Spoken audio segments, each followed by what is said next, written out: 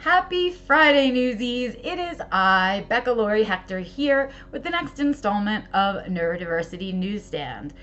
If you are new to the channel, welcome. This is where I do the neurodiversity news for 20-30 minutes and I sum up what's gone on in the week and what's gone on in our neurodiversity newsstand groups. And then, of course, on Tuesday I do a live stream here, which is unrelated but also fun. You can also join that. If you are coming back and returning to me, welcome home. No, welcome back. I'm really glad that you're returning and you're still excited about the news, because I'm excited about the news. News is different these days. It really is. Everything is really different in terms of timing and how things are coming out, how information is coming out compared to how it used to be. So it's been kind of an adjustment period, I think, for all of us in terms of what's coming out in the autism community. But before I get into any of that stuff, before I get into the neurodiversity news in particular, I really want to take a moment to just really talk about what's happening in the world.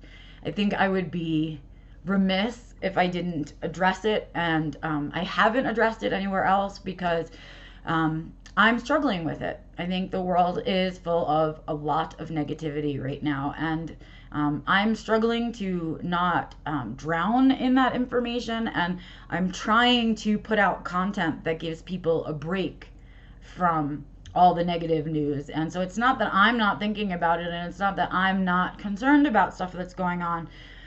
It's just that I'm really trying to control my input and my output in terms of the negativity in the world. But I have to talk about it because it does affect me. It does affect us.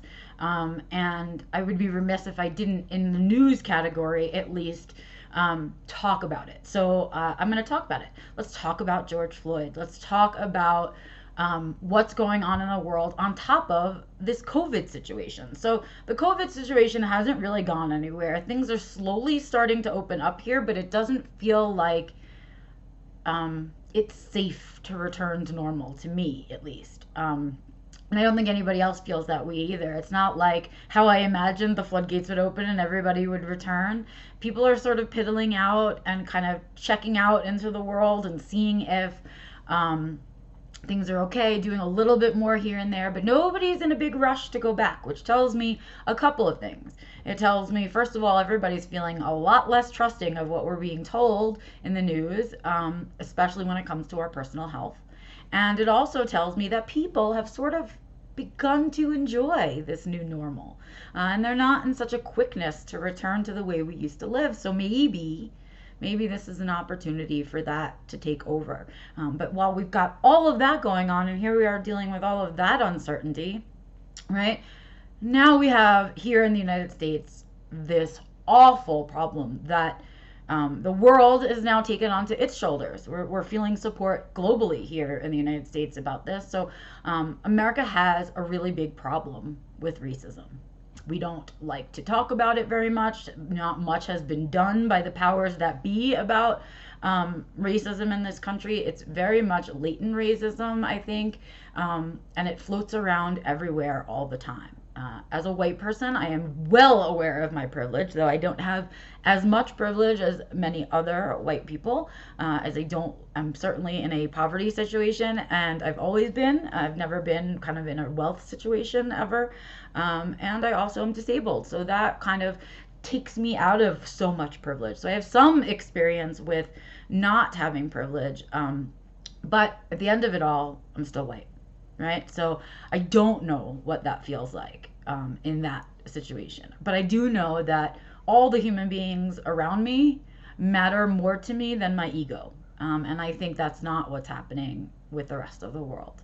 And so because I don't get it.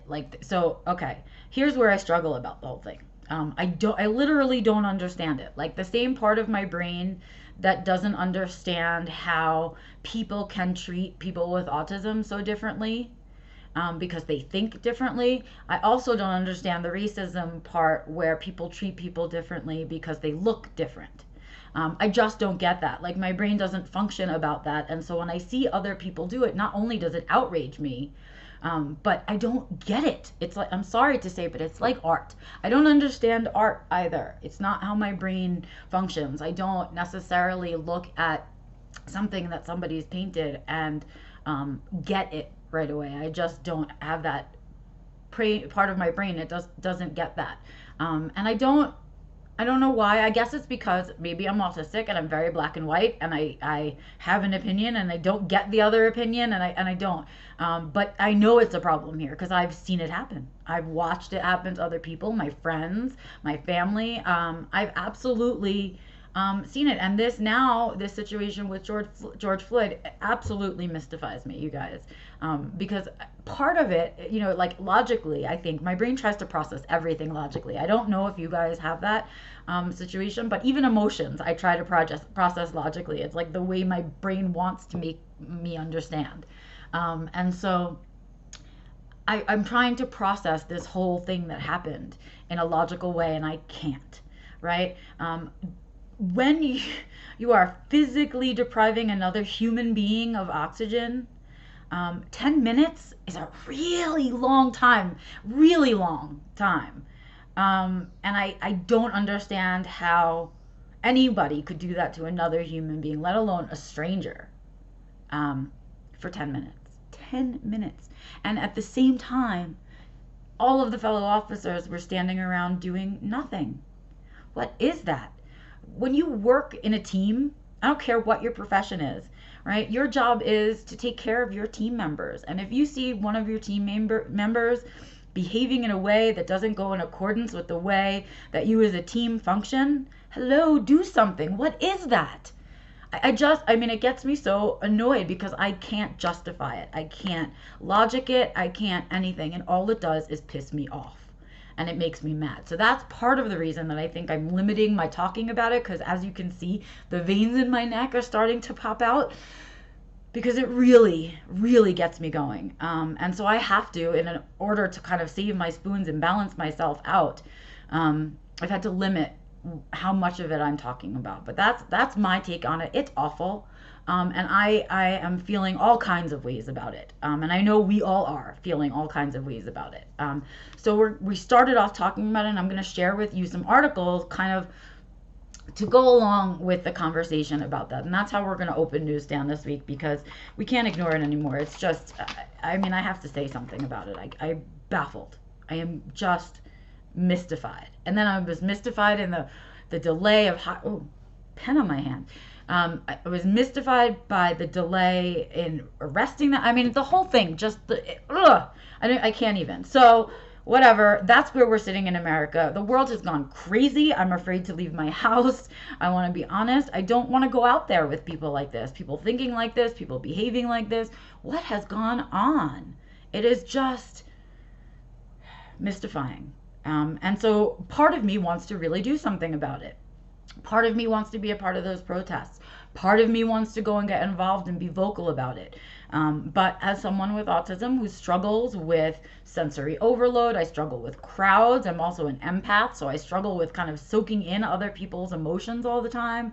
And crowds make that more difficult. But that doesn't mean that I don't want to be an advocate. And it doesn't mean that I don't want to let people know my feelings on it. There has to be other ways. So in tune with that. If you're also someone who is feeling passionate about what's going on, but is unsure how to participate in a way that feels good to you and feels safe for you, Teen Vogue has an article out. It's by Amnesty International, and it's called How to Be an Activist When You Are Unable to Attend Protests.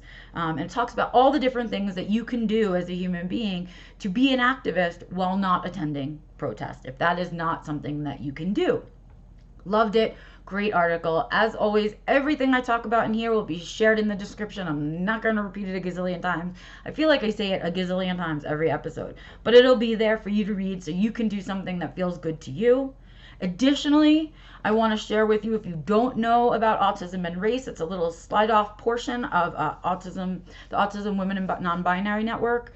It is, there was an anthology that was put together called All the Weight of Our Dreams. It's a fantastic book. You can support autism and race by purchasing the book, which is fantastic, and you can do that from their website, which I will give you down below.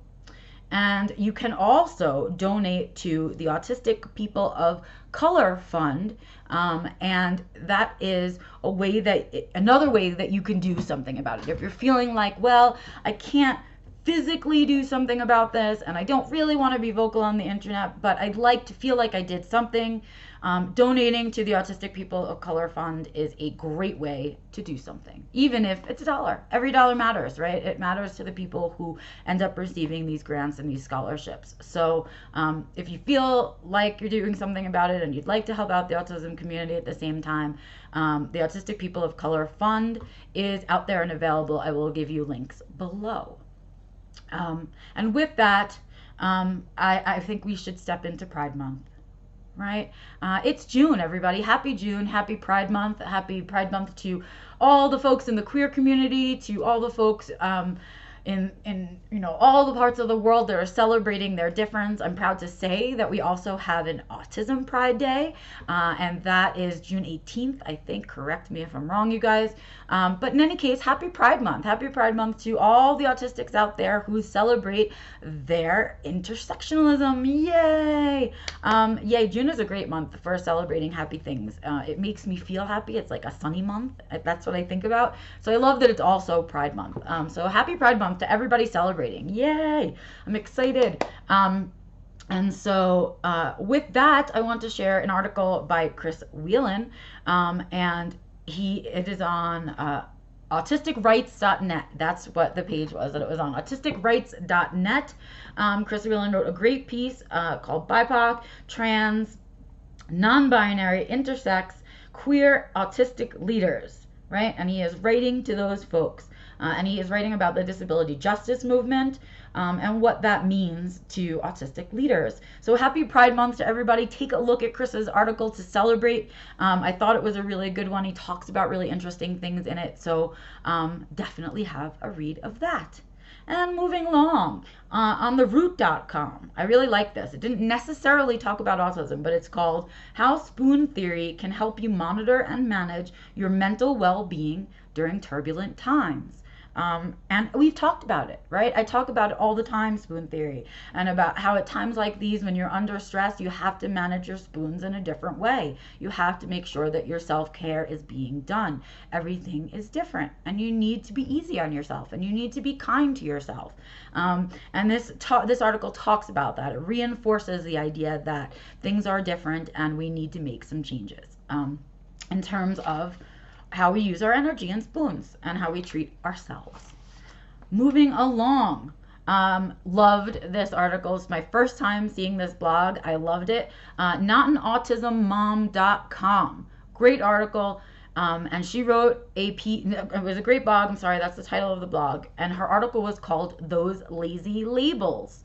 And again, it talks about how when we label autistics in a certain way, whether it's nonverbal or severe or high functioning, what we're doing is kind of trying to define who they are with this one label, and as though these things may not change also, right? As though they're permanent. And that's not how parents describe their neurotypical children. They just don't. They don't talk about, that's not the first thing they talk about. They don't talk about that kid's allergies or their other medical conditions. They talk about what grade they're in and their teachers and what their friends are like, what they're into. And this is an article talking about how that's how we should be talking about our autistic children. And I loved it. So kudos to Not an Autism Mom. Those Lazy Labels was a great piece. Also, a really brave piece coming out of Neuroclastic this week. I don't know if you guys caught it, but please take a look at it. I was really impressed and excited to see this article. So it was in Neuroclastic. It was called, I Am a Disillusioned BCBA. Autistics Are Right About ABA. Right? Nice and flashy title, and that's exactly what she talks about in here. She talks about all the things that people who continue to practice ABA still believe and say about ABA and how diminishing that can be to the experiences of the autistic people that they're treating. Really lovely piece in Neuroclastic. Please take a look at it. I thought it was excellent. Share if you like it. Next up, out of Spectrum, which, you know, it has to be a good one for me to share from Spectrum. And this one is a good one. It's by Lauren Graham Holmes and Judith Miller. It is called Why Is It Critical to Assess Quality of Life in People with Autism? Well, darn it, you guys, if I am not always talking about quality of life, right? That's what my course is about, quality of life for autistic adults. And this piece talks about it, talks about how the World Health Organization's measures for quality of life are just as important for autistics as they are for everyone else. And how we don't have quality of life measures in place for autistic adults. Great piece, Lauren and Judith. Loved it. Thumbs up. Shout out. Hope you feel the love on that one. You guys, please take the time to read it. I think it's important in terms of how we take care of ourselves and how we think about our self-care. Sheesh.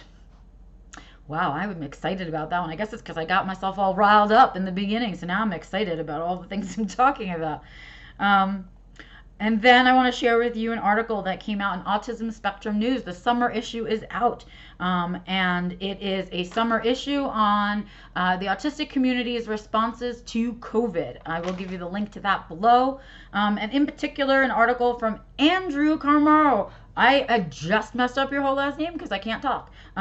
Andrew Carmaro is written a piece called How to Recover Financially from a Crisis When You Are Autistic. What? You're going to help us? Yes! There's helpful information in here for you guys. I know a lot of us are struggling with finances and unemployment at this time. So please take a look at this article by Andrew. And do reach out to him if you need some help, because that's what he does. Please take a look at this piece from the Autism Spectrum News summer issue. All right. Moving right along. Here we go. Oh, new in podcast news, you guys.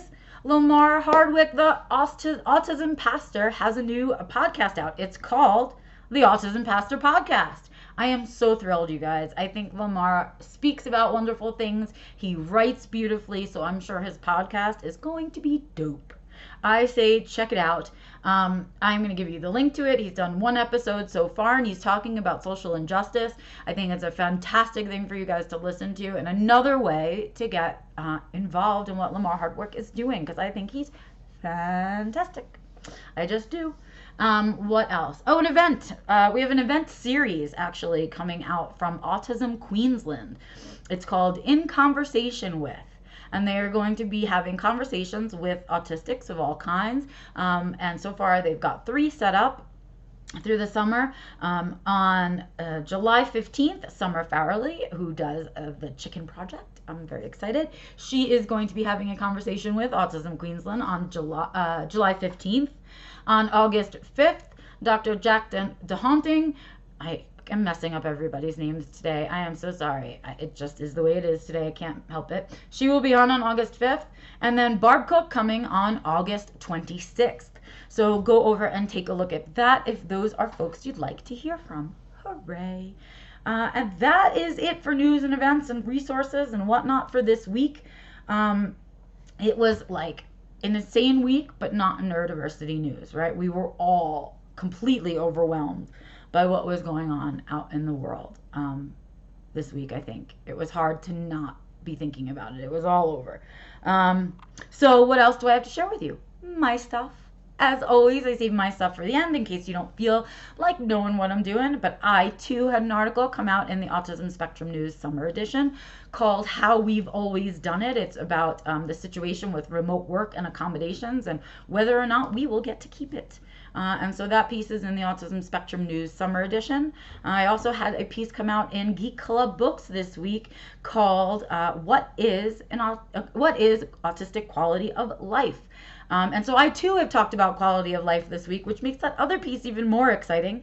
And you can read about what I think about quality of life, and then I talk about the courses below that, because of course that's what self-defined living is about. It's about creating quality of life for autistic adults.